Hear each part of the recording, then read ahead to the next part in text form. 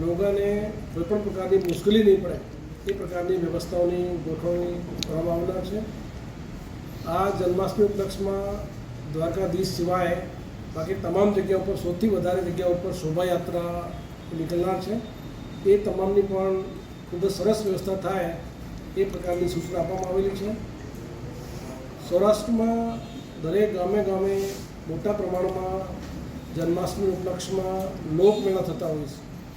દરેક લોકમેળા ઉપર વ્યવસ્થિત લોકો એન્જોય કરી શકે એ પ્રકારની વ્યવસ્થા દરેક જિલ્લાઓમાં ગોઠવવામાં આવેલી છે.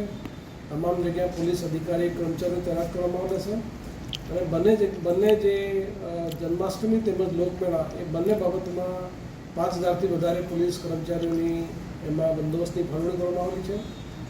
આપના મારફતે પણ પબ્લિકને પણ અપીલ કરું છું કે તમામ જગ્યાઓ ઉપર ખૂબ જ પોલીસ જે ઇન્સ્ટ્રક્શન આપેલા છે તમામનું પાલન કરે, ટ્રાફિક નિયમોનું પાલન કરે, જેથી કોઈપણ વ્યક્તિને અકસ્માત અથવા બીજા કોઈ ટ્રાફિકનો અડચણ ઊભી નહીં થાય એ પ્રકારની વ્યવસ્થા કરવામાં આવેલી છે. આ લોકમેળા ઉપલક્ષમાં તમામ જે જિલ્લાઓમાં સાયબર ક્રાઇમની ટીમો છે, બે સ્ટાફની ટીમો છે, પોલીસ અધિકારી કર્મચારીઓ દ્વારા તમામ જગ્યા ઉપર પબ્લિક સાથે સારું સંકલન થાય એ પ્રમાણે જે આયોજક સમિતિના જે લોકો છે એની સાથે મિટિંગો કરવામાં આવેલી છે.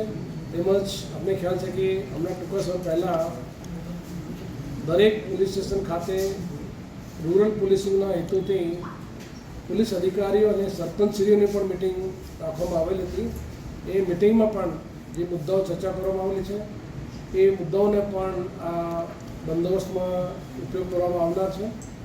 અને જે પોલીસ અધિકારી કર્મચારીઓ એ તમામને બ્રીફિંગ કરવામાં આવેલી છે જેથી આ વિસ્તારમાં તમામ લોકો જન્માષ્ટમી ઉપલક્ષમાં શાંતિપૂર્ણ રીતે યોજી શકાય એ પ્રકારની વ્યવસ્થા આ તમામ જિલ્લાઓ ખાતે કરવામાં આવનાર છે. લોકોને અપીલ કરું છું કે તે તમામ જગ્યા ઉપર શાંતિપૂર્ણ રીતે તમામ જે વ્યવસ્થા કરવામાં આવેલી છે સરકારશ્રીની તમામ વ્યવસ્થાનું પાલન કરે, તમામ ટ્રાફિક નિયમોનું પાલન કરે, કોઈપણ જગ્યા ઉપર કોઈપણ પ્રકારની અફવા નહીં ફેલાવે, તમામ જગ્યાઓ પર સોશિયલ મીડિયા તેમજ તમામ પ્રકારના જે પોલીસના જે અધિકારી કર્મચારીઓ છે એ વ્યવસ્થિત તૈનાત કરવામાં આવેલા છે.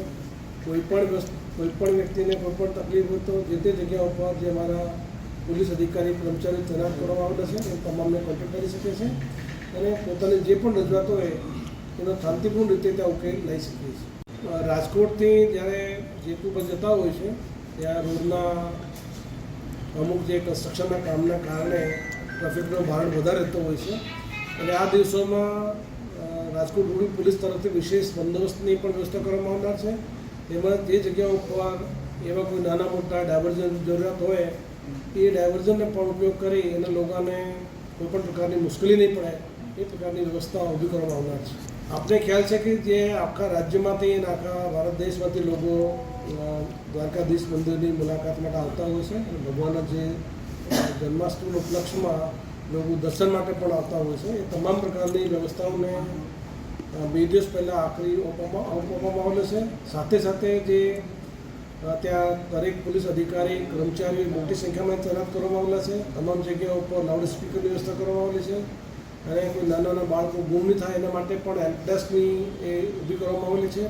સાથે સાથે જે દરેક જગ્યાઓ ઉપર પોલીસના અધિકારી કર્મચારીઓ મોટી ટોકી સાથે તૈનાત કરવામાં આવેલા છે અને તમામ લોકોને જે કોઈપણ પ્રકારની શંકાસ્પદ ગતિવિધિ હોય એના પર વોચ રાખવા માટે આખા દ્વારકાધીશ પરિસરમાં સીસીટીવી કેમેરાથી પણ નિગરાની કરવામાં આવનાર છે. ડ્રોન એ અમારો બંદોબસ્તનો ખૂબ જ અગત્યનો ભાગ હોય છે. તમામ જગ્યાઓ પર જે જગ્યા ઉપર જરાત ઊભી થશે એ તમામ જગ્યાઓ પર જે ટેકનિકલ સર્વેલન્સ હોય અને હ્યુમન ઇન્ટેલિજન્સના જે સાધનો હોય એ તમામ પ્રકારના સાધનોનો બંદોબસ્ત દરમિયાન પણ ઉપયોગ કરવામાં આવનાર છે.